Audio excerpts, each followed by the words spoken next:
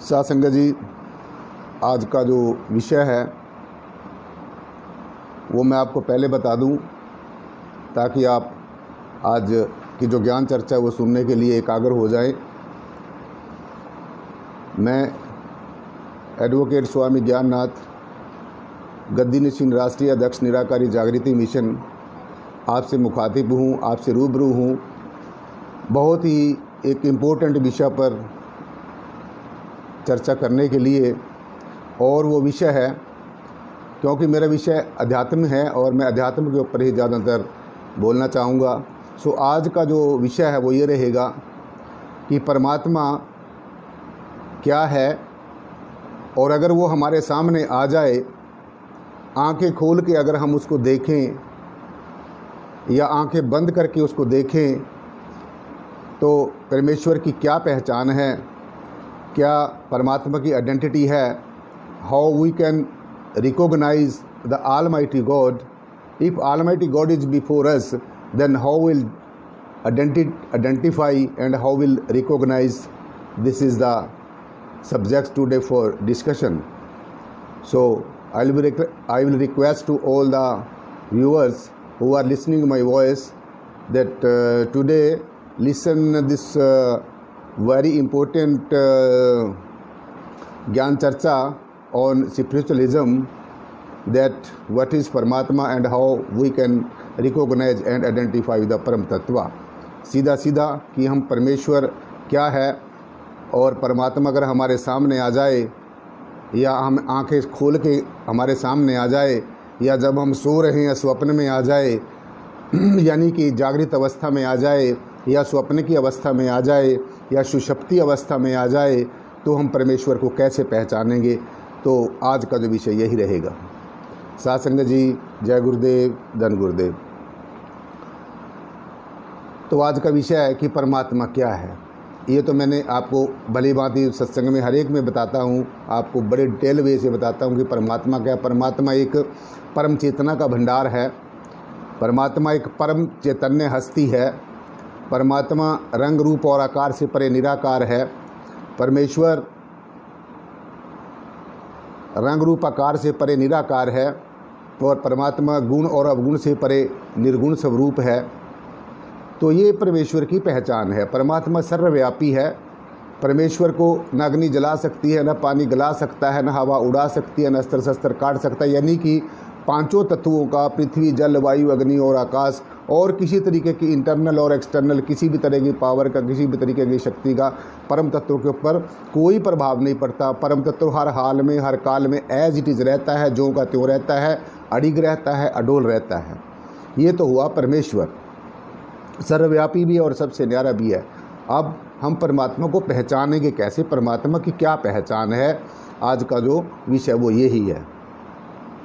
परम वंदनीय पूजनीय सतगुरु रविदास जी महाराज, संत शिरोमणि श्री गुरु रविदास जी महाराज ने एक जगह वाणी में ऐसा दर्शाया है, उन्होंने हमें संदेश दिया है, उपदेश दिया है साथ संगत जी, कि अलख पुरुष की शब्द निशानी, तीन देव मिल कथा बखानी, जिन जिन हमरा शब्द पहचाना, तोड़ दिया फिर जम का स्थाना।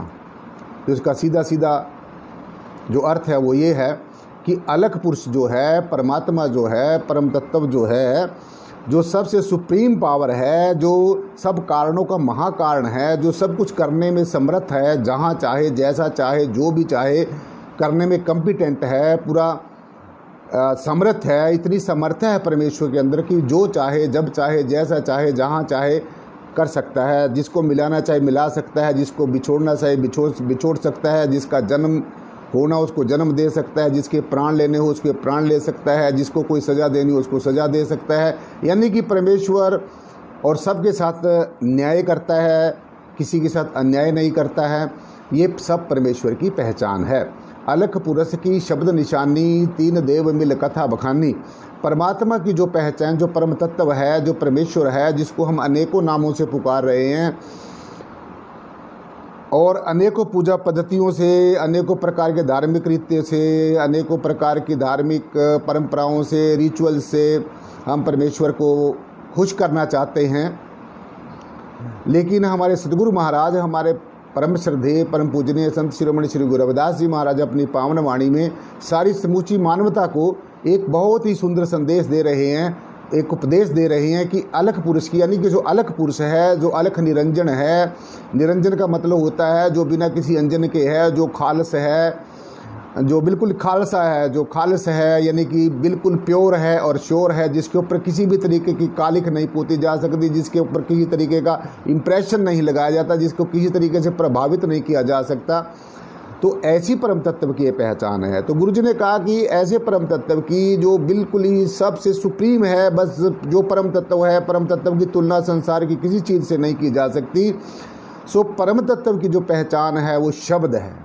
बड़ी इंपॉर्टेंट समझने वाली बात है साथ कि परमात्मा की पहचान शब्द है। अलख पुरुष की शब्द निशानी, परमात्मा की निशानी जो है वो शब्द है।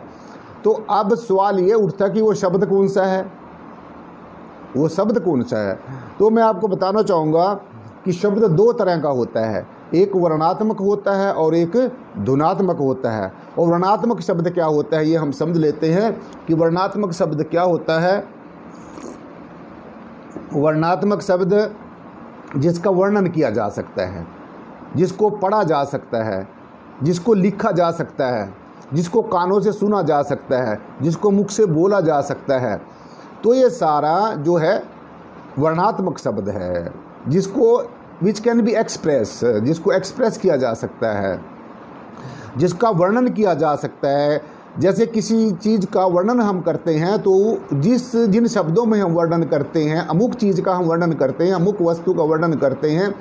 जैसे हम आप परमात्मा का वर्णन करने के लिए शब्द का सहारा लेते हैं, लौकिक शब्दों का सहारा लेते हैं, अक्षर ज्ञान का सहारा लेते हैं, तो ये ही वर्णात्मक शब्द है।